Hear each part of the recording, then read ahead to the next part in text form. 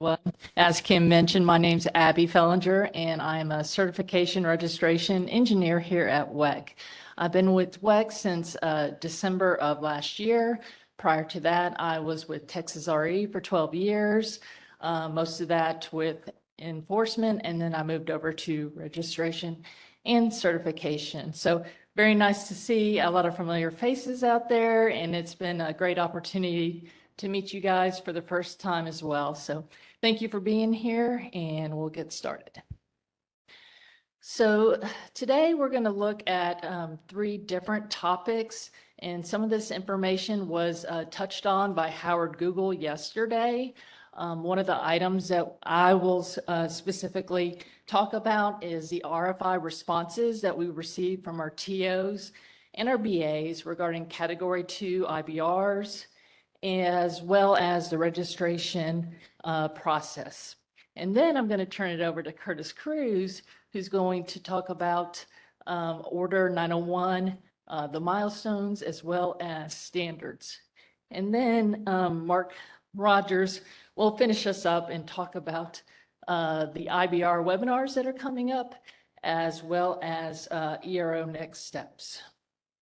So as many of you are probably aware, we did reach out to all the BAs and the TOs, and that was on the behalf of NERC. They issued an RFI to all BAs and TOs in all the regions, and those responses were provided to each region. And I will proudly say that we received all responses from BAs and TOs. The total number that we received is 350. But once we do a little more research, it looks like we have some duplication to remove, as well as possible Category 1. So we may be a little closer to 300, but we'll get back to you. And we really appreciate the BAs and the TOs stepping up and providing that information. That's going to really help us get outreach out to the upcoming Category 2. So thank you so much for that. Next, we also looked at the EIA data. NERC provided this information. They pulled the information from the U.S. Energy Information Administration, and this gives you a good idea of what we're expecting, which kind of mimics what we're seeing from the TOs and the BAs. The reason why this is just more of a cross-reference tool is due to the fact that from EIA, we don't have contact information for those generation facilities, and we also don't have the MVA versus the megawatt nameplate rating. So as you can see here, we're going to have mostly solar and wind facilities in the WEC region. And to kind of give you an idea of the map, I know that you can't really tell, there's not a legend there, so to kind of break it down, the red star is the solar, the black circle is battery, the black circle with blue dots is offshore wind, the green circle stands for wind, and then that plus sign is battery with solar. But so just to give you an idea of what we're expecting. And the next 3 slides go over the registration process. And what I'd like to focus on is the fact that the registration process is not going to truly change. It's going to stay the same, except for you'll have some additional information. So currently, NERC IT is working on building out cores. There will be functions for the GEO Category 1 and GEO Category. The GEO and the GOP Category 1 and the GEO GOP Category 2. So in the future, you'll be able to have that distinction when you're registering. And another item that will change is we'll also have additional guidance. So not only the BES definition guidance document, there'll be a document that breaks down if you are a Category 2 or not, as well as figures that show you how to determine if you fit in that category. And next, we also have if you're adding an asset to an existing registration. So what's going to happen if, let's say, you're already registered as a wind facility, back in 2017. So if you're ABC Win LLC, you can make that selection to go ahead and add a category 2 if you have one. So then you would select the category 2 GOP and have that effective registration date for that additional function or functions, which will probably be May 15th, 2024. So that's just something to keep in mind. And again, as far as the overall process, it's not going to change. The required documentation is going to remain as we're asking for now, which is shown in this table on the right. The only true difference is we're updating the GOP asset form. So instead of having one tab that has all your assets, you're actually going to have two separate tabs, one for category 1 and one for category 2. And we're also going to have updated instructions that really specifically tell you what to fill out for your situation. And then also I'd like to point out some resources.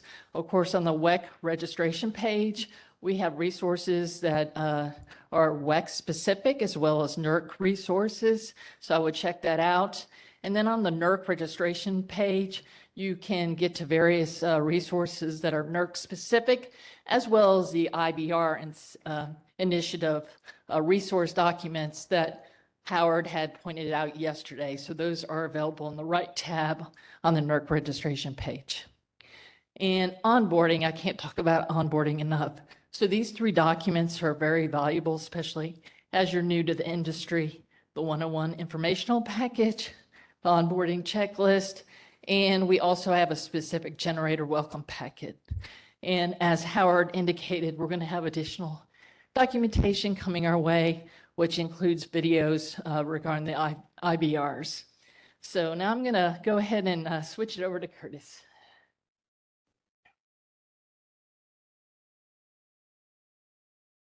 Thank you.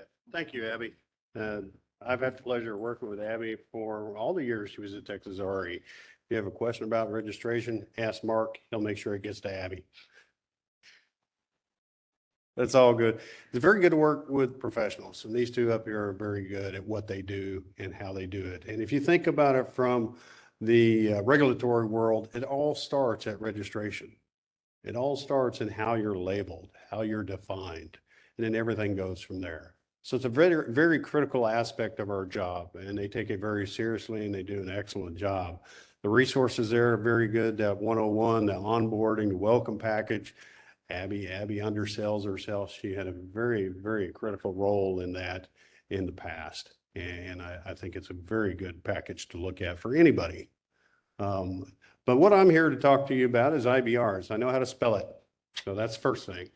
And if you think about what happened out there, Order 901 came about because of, guess what? Events, things that were happening out there. I talked about it yesterday. We had a significant amount of events on the systems, whether it was in the Western Interconnect, Texas, the Eastern Interconnect, whatever, came about that said, hey, you need to do something about this, NERC. Here's Order 901. Here's what you must do. So the first thing that NERC had to do was create a plan. What's that work plan? What does it look like? What does the future look like in getting these standards in play?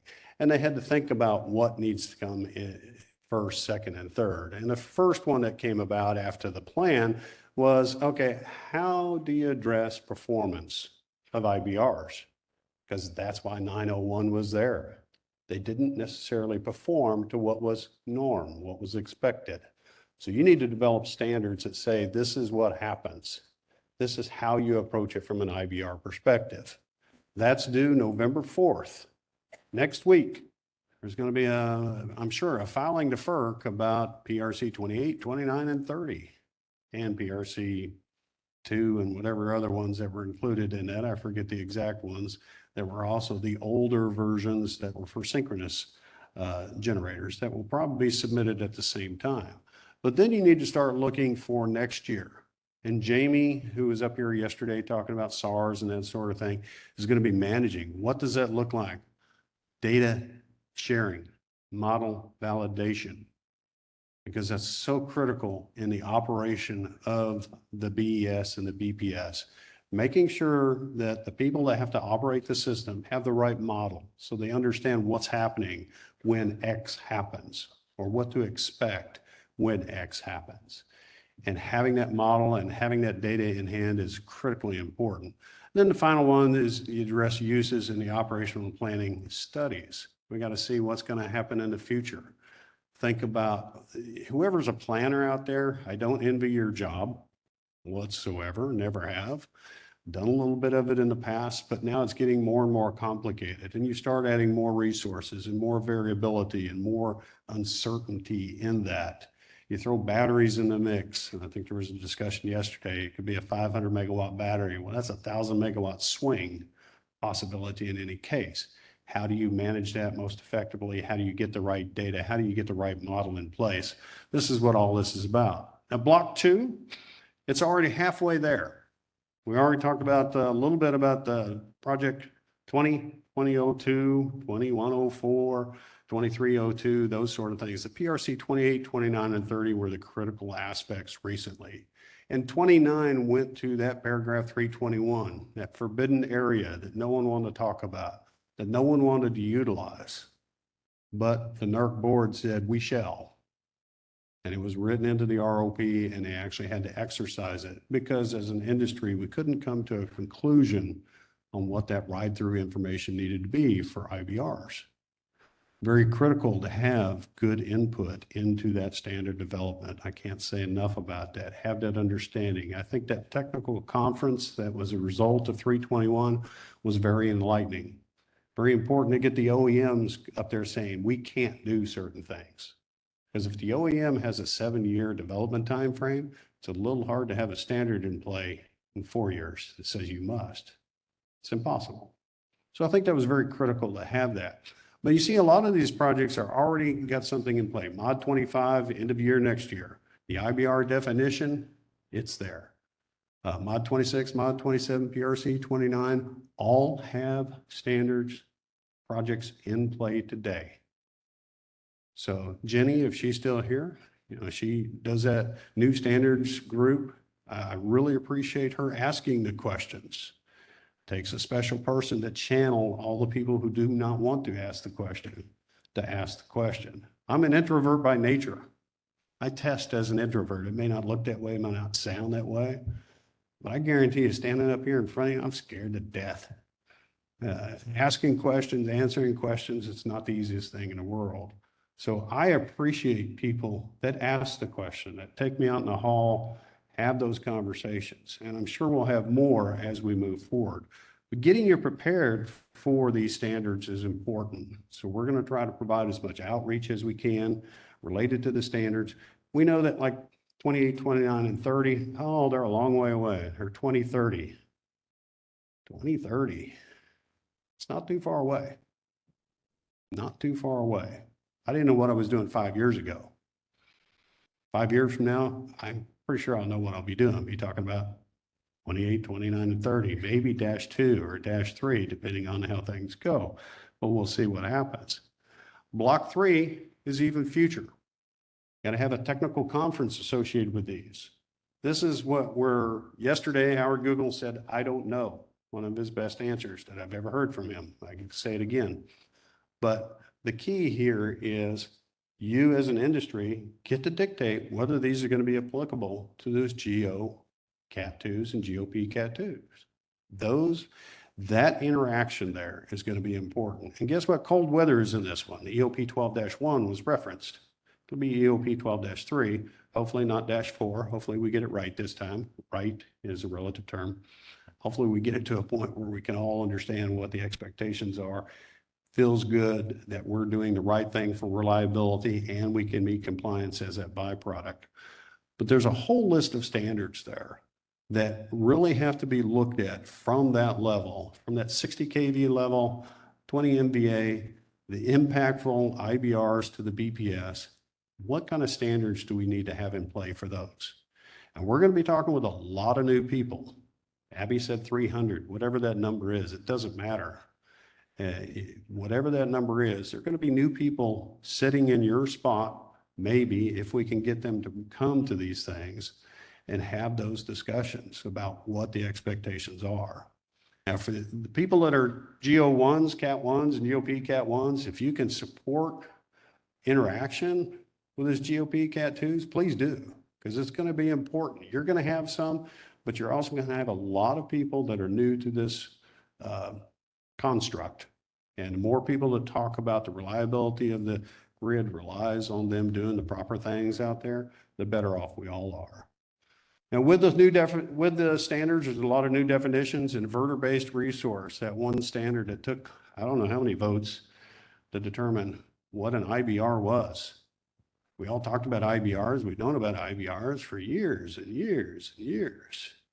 But when it comes to compliance, defining it, because that definition, every PCC knows, well, I've got to meet that definition to be called an inverter based resource, is very critically important. So we went through a pretty rigorous standards development, but we finally got a definition. And I'll just say 28, 29, and 30 may not use it all the same way. That's one of those opportunities that if you look at one of the standards has a little footnote, and I think I captured a footnote. The PRC 29 is important, understanding what ride-through was or is, getting that defined, getting an understanding, and that's why it was so critically important to get through that. And unfortunately, that's the main reason why 321 was called out. Nobody could determine what that really meant. What are the expectations? And I finally got to a point. Now, this slide was made a month ago. I don't remember. So if it's changed between now and then, forgive me, I didn't update it, but I don't think it has. Now, within each standard, there are footnote definitions. I always love footnote definitions in a standard. Love them.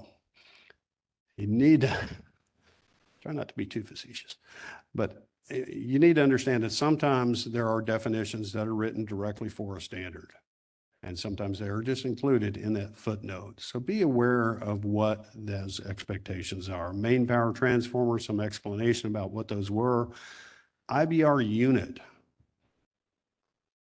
Now, we just defined inverter-based resources, but there's a footnote about what an IBR unit includes. So there could be a slight difference in that.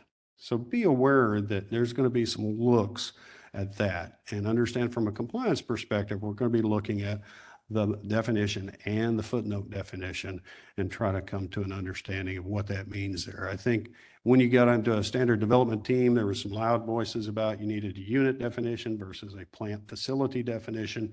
The result was a footnote definition associated with it. There's also a footnote association with commercial operations. WEC has a definition of commercial operations in one of its regional standards. There's now another definition in this particular standard. And guess what? EOP 12-3 picked up, I believe, the same language here in a footnote.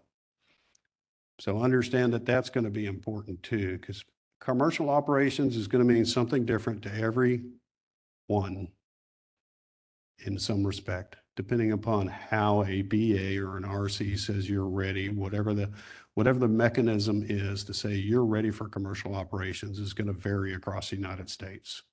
It's going to vary probably in WEC.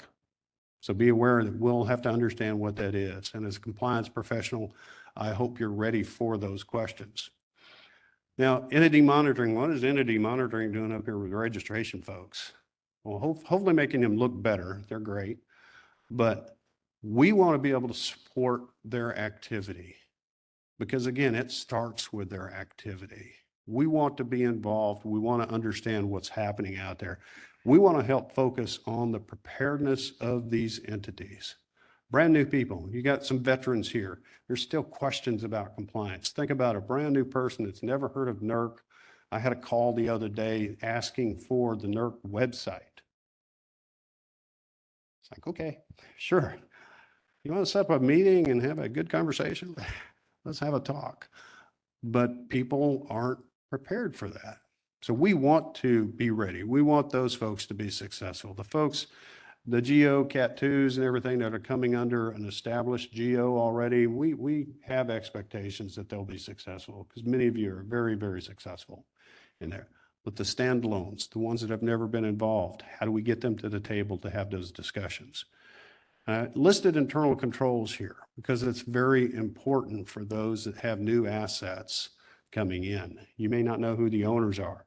You need to establish relationships with those owners, with those individuals. You need to understand what's happening there.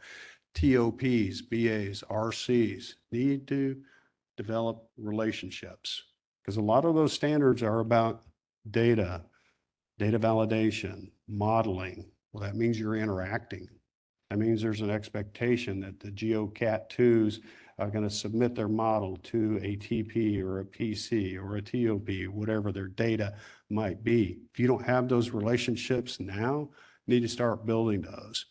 Identifying the data, identifying that model needs and uses. What has to happen? As a TOP, BA, and RC, you have data specifications, TOP 3, IRO 10. What is that going to look like for these individuals? Is it going to change? I will challenge you, it's liable to change. You need to really think through that, you need to really have a good understanding.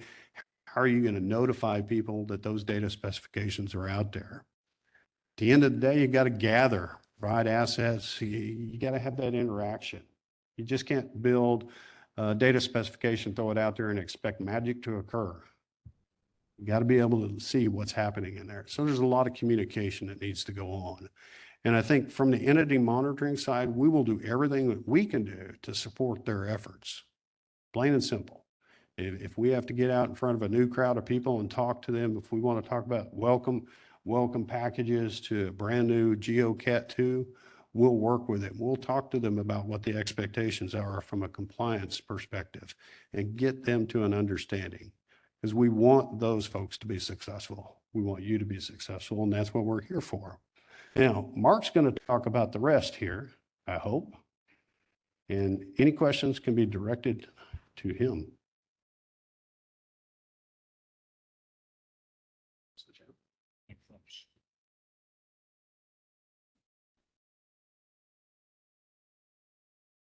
Hey, good morning, everyone. Glad to see everyone here. I'm really excited about this. And, you know, I know I do stand between you and lunch and an airplane maybe, but make it as quick as possible. As I like to start out on the workshop is that welcome to Mr. Rogers Registration Neighborhood. So here we go. So what we have coming up from an ERO perspective is on November 13th, and I'm sure you all have received the registration. And I checked this morning, we have 538 folks registered so far. What we're going to be talking about is it's going to be an introduction to NERC and ESISAC. Basically, it's going through, and all these folks are going to be there that represent their areas of expertise.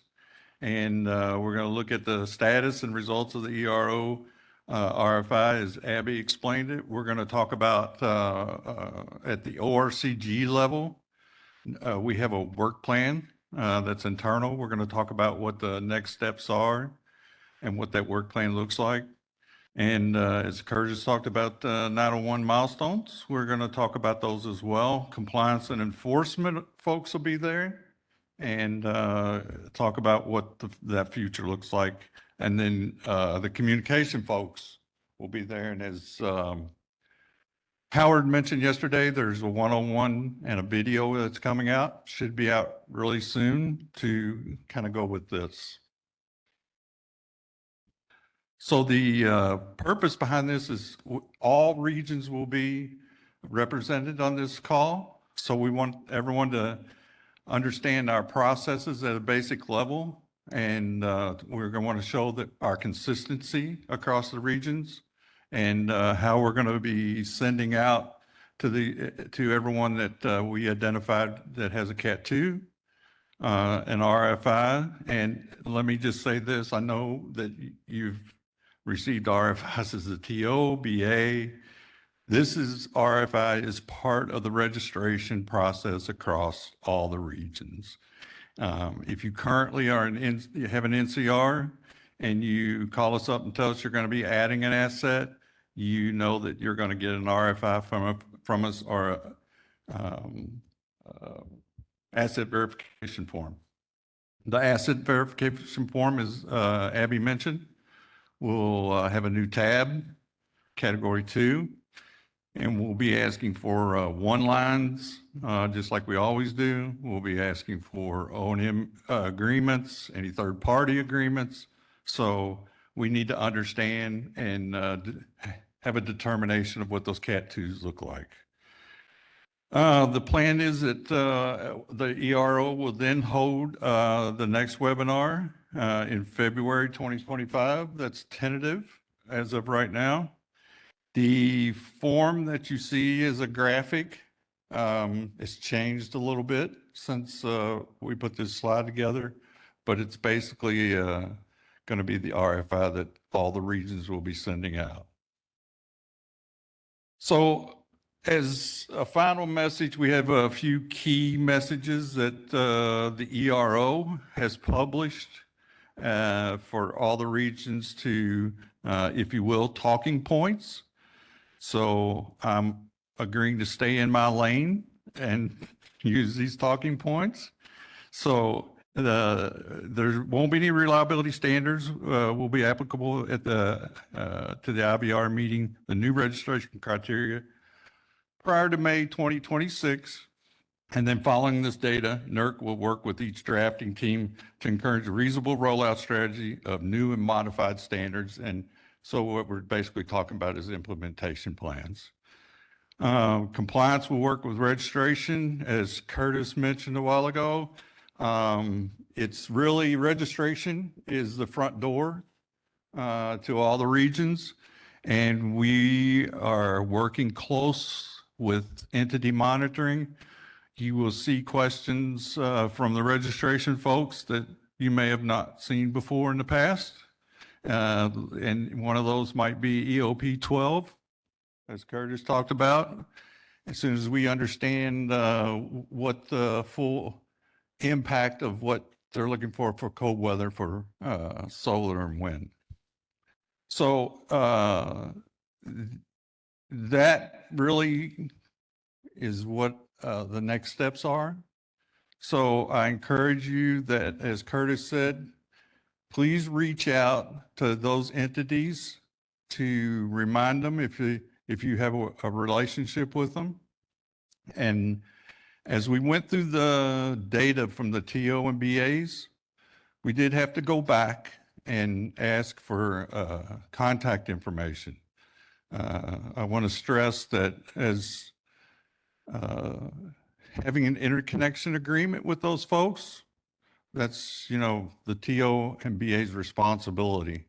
So make sure you're keeping those contact informations up to date, because there will be more questions about those. So at this point in time, I think we're finished, and we'll take any questions that anyone may have.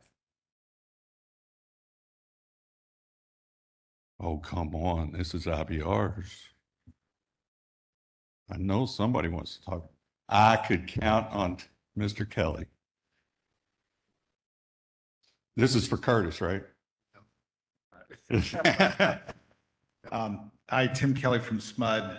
I was curious to know if, to help entities determine if they are Cat 2, if they're kind of like on the margins, the BES definition has a like reference document that has like detailed one lines and gives many different examples to determine what's in and what's out. I've heard the ERO might produce one of those. Have you heard about that? And do you have the time? Yes, ORCG. So starting January, I will be the co-chair for the ORCG for the next 2 years. And we are currently working on that guidance document. It's going to look and feel similar to the BES definition. We're working through a lot of those diagrams right now. So we hopefully will have it ready for this November 13th. But if we don't, it will be shortly after that. Okay, great. And then another question about the mapping. I started thinking like, well, if they don't even know the NERC website, how are they going to know who their TP, BA, TOP is? Yeah, we're going to help them with that. Okay. Yeah. So, the mapping is, the functional mapping. There was a project at NERC to change the functional mapping. That has been halted because and Kim knows this, we've had a lot of questions to us about, what is really the purpose of just functional mapping if you're not going all the way down to the asset. So the future looks like mapping down to the asset. And we'll use the asset, I say we, the ERO will use the asset verification forms to work on that. That's a project that's going to be probably in the next couple of years. So, Okay. Thank you. thanks. Hey, Yes, sir. Mark, Srinivas Kapagantula from Ariban Energy. I'm just going to put myself out there. I'm one of those Cat 2 GOs, so you got one. You could send me the RFI. We have you on our list. I'm sure you do because I've been pretty vocal about this stuff. So I've been saying that from day one. But a couple questions about, or maybe a two-part question about some of the standards that might be applicable to these new Cat 2 GOs or GOPs. I'm not sure who's actually determining what that applicability is, but I would highly suggest when the ERO comes up with either a straw man or a list, potential list, and if it's already out there, make it really aware to the industry that, hey, this is where this is, and maybe get some informal feedback on that, because I think what will happen is once you have that list, there's going to be a bunch of SARs that need to go through the commenting process. And to me, it would be a waste of industry's time to look at each SAR, read that whole package, and go and comment on it and say, hey, this should not be applicable. Rather than doing that, maybe if we have a list of whatever 30 standards or 32, whatever that number happens to be, maybe even consider getting some informal feedback on that list before it goes to the SAR phase. So are you suggesting outside of what the standards that Curtis was showing a while ago? I mean, that's the standard list. That's the list, because if you can confirm that, that'd be great. Put it out somewhere on NERC's website saying, in the IBR list, and go, hey, these are the potential applicable standards, because right now there's a lot of confusion as to what standards are. But they won't be applicable until sometime in 2026. I totally get that, but we have to go through a STAR and a commenting and an approval process before we know the list.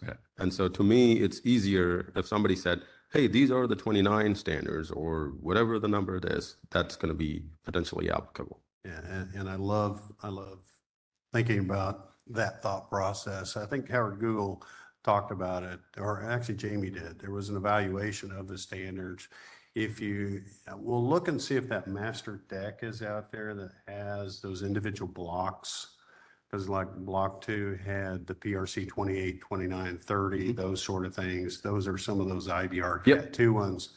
Then that additional one, they're actually talking about having a technical conference before they even think about a SAR. They have to discuss, okay, how would these be applicable? What does it look like for PRC 12? What does it look like for EOP 12 for a Cat 2? And if it does come to the conclusion, this is where the industry gets to talk and gets to influence, if there is a conclusion, then those SARs will be developed and we'll go through that development process. But it is that first initial piece. And we're not necessarily in control of that. I mean, we work with NERC on the list that's out there. I know one of the initial lists is like IRO 10 top 3, VAR 1-5, BAL TRE, and another VAR 1. VAR 1. Yeah, no, I totally get that. And I think that list has been out maybe in bits and pieces. Right. Okay. And that's the feedback I'm hearing from some of the IBR community. Right. So I just wanted to relay that over, not to just WEC. And I understand you guys are not in control of that list, but somebody is. And I'm requesting that somebody to make that attempt. And sorry to butt in on this. Yeah. Isn't that going to be part of the comment and ballot in January, along with the definition, the glossary term changes? there's going to be the implementation plan with the list of standards that do not need to be modified. Right? That's part of that balloting effort in January. And I have it in my slides for this afternoon. Okay. Yeah. But, and see, that's where the confusion is to me. Send it to me. No. See, this is why I'm asking the question, because I'm actually confused. You have a list, somebody else has a list, and NERC has, or IBR has a list. Website. Yeah, no. It's But not- I think we all need to be careful with that, because I know when it was discussed, when Howard Google was discussing it, I think it was several years, last year. He listed those in a presentation to a board, the NERC board. Mhm. And there's board materials out there, but then he gave examples associated with other standards. And Yes.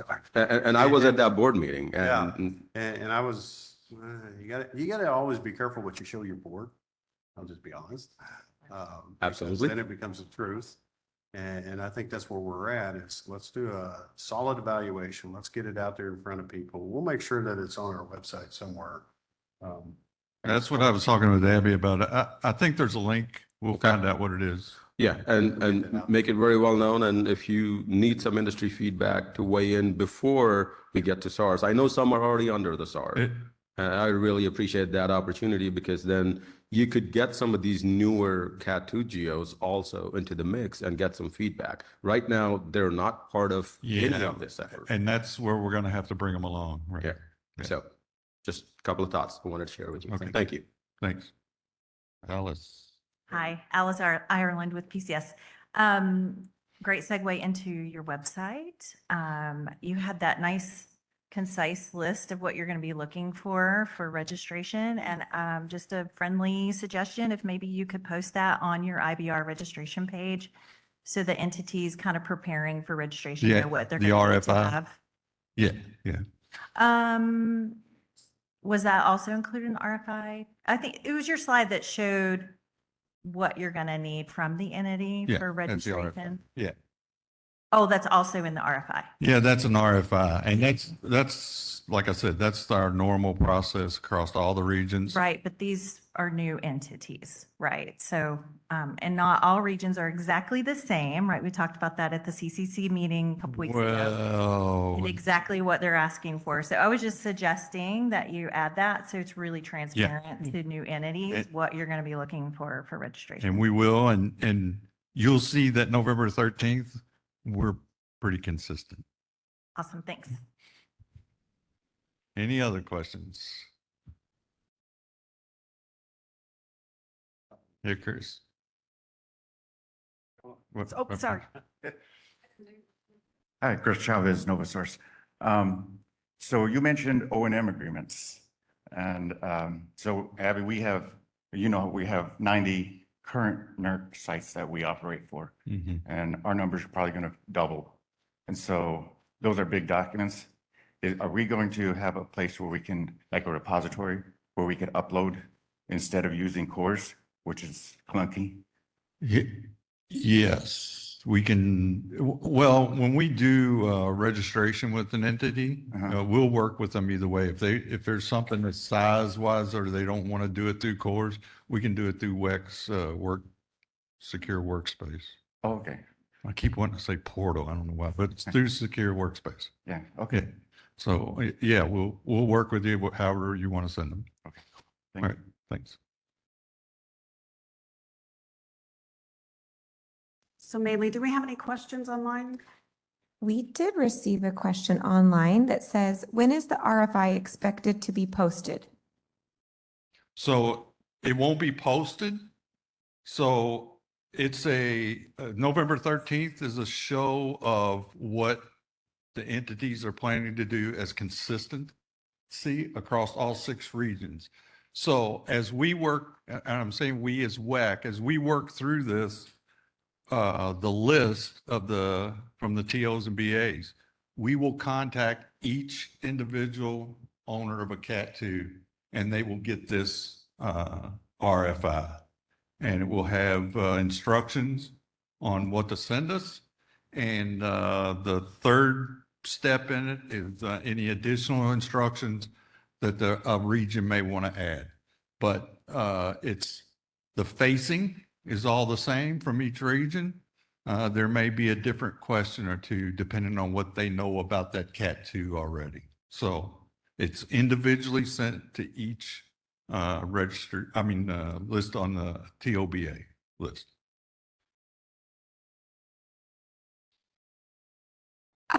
I think Tim Pelly's question touched on this a little bit, but we did have a question on that says, what is being done to assist small IBR owners to find who their upstream TO, TOP, BA, PC, and RC are?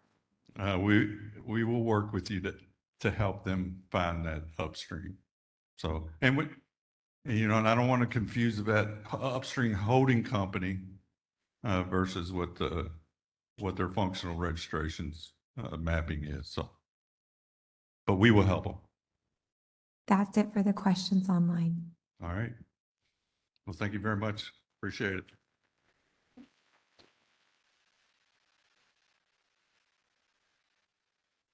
All right, well, thank you. I hope that we provided you some information. And I just wanted to echo James' comments from earlier today.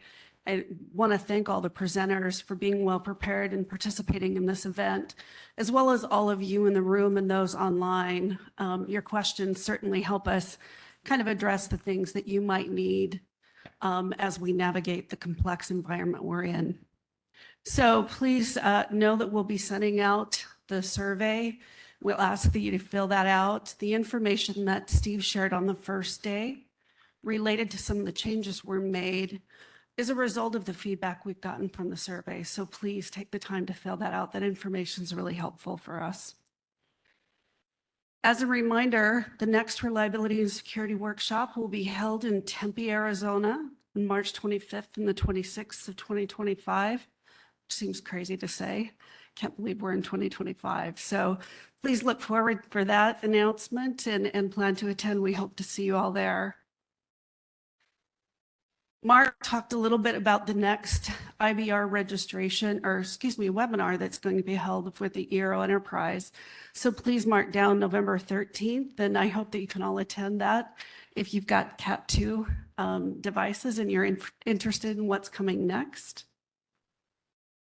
We also have a compliance fundamentals course that will be held here at WEC virtually on November 14th. It's from 9 to noon.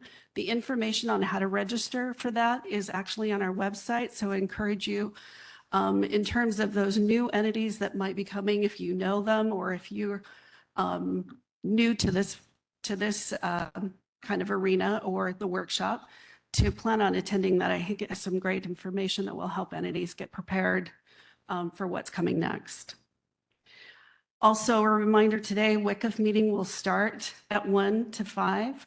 There will be breakfast tomorrow morning from 7:30 to 8:30, and the meeting will start promptly in this room at 8:30. So with that, just want to thank everyone for your attendance. Appreciate all your questions, and I hope that you were able to connect last night. Not sure if Nick is in the room from Douglas, but he shared last night at dinner that he loves to read SIP 13 documentation. So for those of you that might struggle with that, he might be a good resource because he finds that enjoyable reading is what I think the quote, enjoyable reading. So with that, I think we'll close it up, and thank you for your time. Appreciate you being here.